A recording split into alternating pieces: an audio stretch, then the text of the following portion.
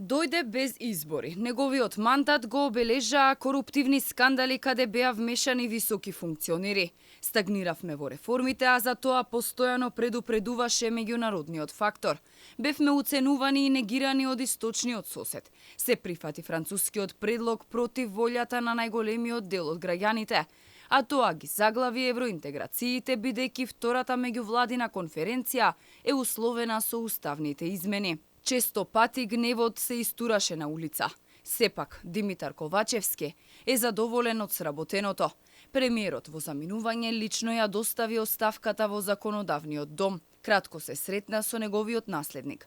На средбата биле потврдени заложбите за влез на Македонија во Европската унија. Државата секако дека ќе задржи својот стратешки правец, а тоа е западната ориентација, стратешкото партнерство со Соединетите американски држави, и техничката влада исто ќе се грижи за граѓаните, бидејќи се уште сме во криза, така како што ние тоа го правевме во изминатите 2 години.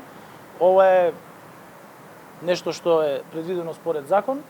На 9 мај повторно владата ќе ја предводам јас и ова парламентарно мнозинство кое што ќе обезбеди полноправно членство на Република Северна Македонија во Европската унија до 2030 година. И Џафери, подготвен да седне на фотелјата на Ковачевски, поднесе оставка од председател на Собранието. Денес председателот на Собранието Талат Џафери поднесе оставка на функцијата согласно член 115 од Деловникот за работа на Собранието.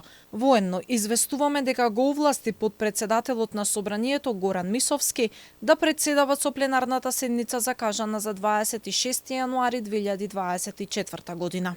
По седницата за констатирање на оставките ќе се бира председател на Собранието, а во сабота Џафери ќе поднесе предлог владин кабинет и програма.